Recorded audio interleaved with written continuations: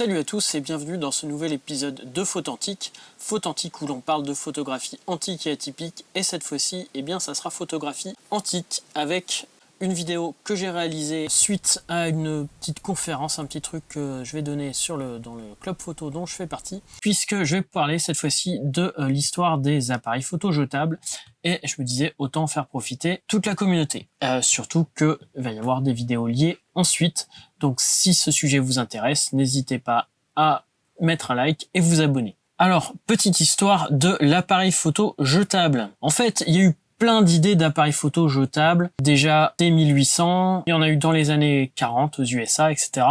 Et en France, le premier qui a été commercialisé, il s'agit du Photopack Matic Fex jetable en 1967. Ça a été un échec commercial complet. Je vous ai déjà présenté un Fex, donc c'était un truc encore pire, avec du film sans fin de set qu'il fallait casser au sens propre du terme avec un marteau, mettre le tout à la poubelle pour récupérer le film, donc pas de recyclage, et surtout un appareil photo cher qui coûtait quasiment le même prix que l'appareil tout seul qu'on pouvait recharger. Donc au final, ça a fait un succès, on va dire d'estime, mais pas vraiment de succès. La fin de ce brevet donc de Fex est arrivée en 1987, et en 1987, c'est là que Fuji lance en Europe et aussi aux États-Unis son Quick Snap. Il avait déjà lancé l'année d'avant son Nutsurun Desu, donc au Japon, qui est exactement la même chose. Ça a été en gros le premier appareil photo que moi j'ai utilisé, et je vous en ferai une petite vidéo puisque j'ai retrouvé le même appareil photo. Donc au départ c'était un appareil photo sans flash, c'était le Quick Snap sans flash et c'était le premier que j'ai eu. Mais quasiment en même temps, Kodak a concurrencé cet appareil photo là en sortant le Kodak Fling 110 qui coûtait donc $6 alors que le Quick Snap aux États-Unis en coûtait 10. Vu les soucis du format 110, la qualité était meilleure chez Fuji, et donc très rapidement, Kodak a arrêté son Fling 110 pour sortir son Fling 135, et surtout, dès le début des années 90, son Kodak Fun, qui a fait un succès fou. Au début des années 90, je m'en souviens encore, on voyait quand même énormément de pubs pour les appareils photo jetables, il y a eu un énorme marketing, et surtout, après la sortie du Kodak Fling, il y a eu le premier Kodak Fling panoramique, et ensuite, chez Kodak, comme chez Fuji et un peu chez les autres, il y a eu tout un tas d'appareils photo jetables de toutes les sortes. Donc il y a eu l'appareil photo jetable panoramique, le premier, le Kodak Fling, suivi par Fuji qui a fait son Quick Snap Panorama Super HG. Ensuite, Kodak a amélioré son Fling pour sortir le Kodak Fun panoramique qui lui avait cette fois-ci une optique de 25 mm. Donc en fait, les appareils photo panoramiques, je vous ai déjà présenté le cas. Le Quick Snap panoramique moderne qui avait un 30 mm. Par contre, en fait, il suffisait de couper le haut et le bas de la pellicule pour faire un format large. Ils ont aussi sorti chez Fuji, on a eu les Fuji téléobjectifs.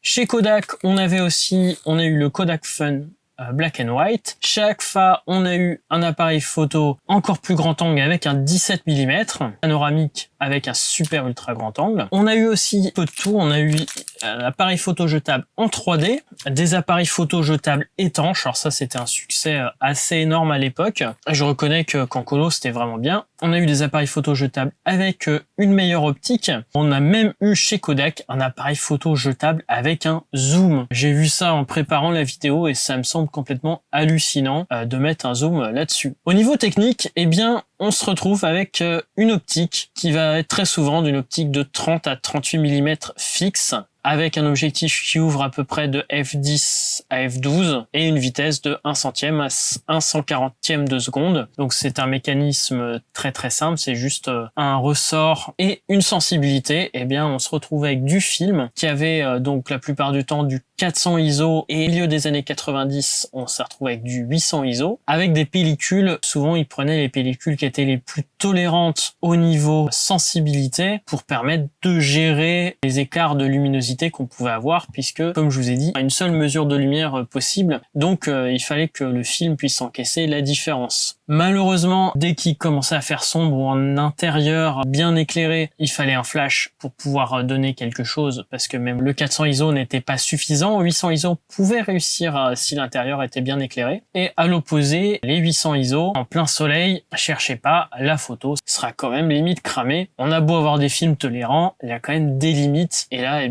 aurait fallu avoir plus élevé pour pas cramer le film. Et on se retrouvait donc avec un film qui était entièrement déroulé et qui se réenroulait au fur et à mesure qu'on avançait le film. Dans le même genre, on a même eu des appareils photo APS qui permettaient de faire des appareils encore plus petits et qui permettaient de gérer plusieurs formats de photos. Alors celui-là ne permet que le format H apparemment, donc le format 16/9. C'était, comme je vous ai dit, une technologie très simple, tout en plastique et des optiques qui étaient une optique moulée simple, voire double quelquefois pour les meilleures optiques. Dès les années 90, on avait la technologie qui permettait de faire des trucs bien meilleurs que ce qu'on pouvait retrouver par exemple dans les années 60-70 avec le tout premier appareil photo jetable. Qu'est-ce qu'on fait avec un appareil photo jetable ? À l'époque, ça permettait à beaucoup de gens d'avoir un appareil photo pas cher, qui ne craigne rien, qui puisse être utilisé pour les enfants, les adultes, et surtout on avait une qualité d'image aussi bonne, voire meilleure que les Instamatic, que ça a un petit peu tué quand même, avec qu'un appareil photo sans aucun réglage et pas besoin d'acheter des flashs jetables ou ce genre de trucs. À la fin, on le ramenait, il le recyclait ou voire même certains le rechargeaient en film, ils remettaient un carton et c'était reparti. Pas de prise de tête pour les gens, pour les enfants comme pour les adultes. Ça coûtait un peu plus cher qu'une pellicule seule bien sûr, mais c'était pas excessivement cher. Moi je me souviens des appareils photo jetables, on trouvait des pellicules à 10 francs en gros, et l'appareil photo jetable on était plutôt à 30 francs. Entre 30 et puis 70 francs pour les appareils photo les plus évolués. C'est pas du tout combien coûtait l'appareil photo 3D, c'était peut-être beaucoup plus cher, mais c'était quand même des éditions très spéciales. Juste petit ajout, pendant le montage, je ne vous ai pas parlé des pires appareils photo jetables. Pour moi, il s'agissait de ce genre de trucs tout plein d'électronique, donc utilisable qu'une seule fois, ou quelquefois utilisé qu'une seule fois. On a eu des Polaroid jetables, on a eu aussi des numériques jetables. Apparemment, ils étaient bidouillables, c'est ce qu'on va voir avec le Polaroid, si je vous en fais une vidéo cette année. Mais bref, voici les jetables que je trouve les pires au niveau environnemental. Eh bien, c'est un appareil photo qui est toujours utilisé maintenant, notamment pour les mariages où chacun peut s'amuser avec un appareil photo qui ne craint rien, des fêtes, les endroits qui craignent, notamment avec les appareils photo étanches où on veut pas emmener son téléphone de risque de le perdre ou de l'abîmer, etc.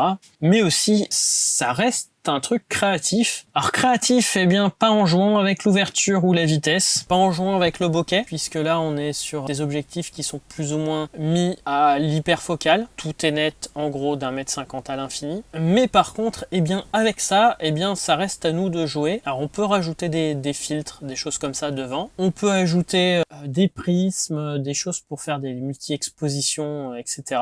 Mais aussi, eh bien c'est un outil qui va permettre, on sait qu'on a qu'une seule vitesse ouverture possible. On peut prendre des lumières, des reflets, etc. et se dire que là, avec les lumières qu'on va rajouter, on va travailler notre composition, qu'on n'a pas un viseur parfait, mais on a quand même un viseur qui permet de viser assez précisément, qu'on va avoir un décalage sur tout ce qui est proche. C'est logique, le viseur n'est pas exactement en face de l'objectif, donc on n'est pas dans l'objectif, donc on a un décalage.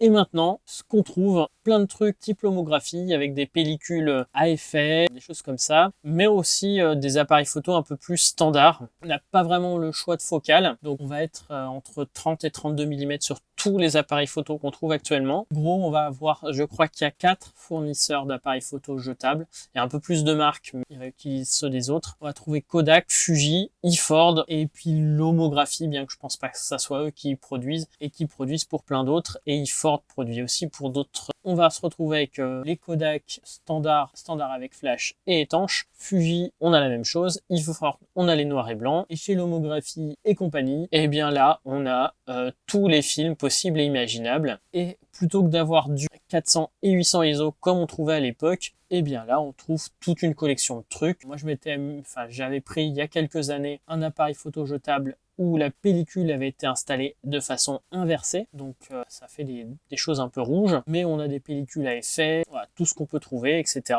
Et puis de plus en plus, eh bien on peut trouver la technique pour recycler les appareils photo jetables et les recharger en pellicule, puisque par exemple celui-là, moi quand je l'aurais fait, eh bien je sais que ça va être quasiment introuvable d'en retrouver un autre comme ça, donc je le rechargerai. Pareil pour cet appareil photo en 360. Pareil pour cet appareil photo panoramique. Donc ce sont des appareils photo que je vais utiliser peut-être dans l'année, mais ensuite que je vais ouvrir et recharger avec du film, un peu moins périmé que ce qui est dedans. Donc voilà, c'est des choses qu'on peut faire avec ça. Je vous montre quelques exemples qu'on peut faire avec des appareils photo jetables, puisque quand j'étais petit et que j'avais pas le choix, ou dans des situations où je pouvais pas emmener mon super appareil photo, entre guillemets, c'était un compact, un point and shoot APS que j'avais à l'époque, eh bien j'ai quand même fait quelques trucs sympas. Je vous les fais défiler. Et puis ce qui m'a refait me remettre au jetable, c'est lorsque on m'a offert un jetable chez B&H en achetant mon 1770 de chez Pentax. B&H offrait ou un paquet de bonbons ou un appareil photo jetable. J'ai bien sûr choisi l'appareil photo jetable.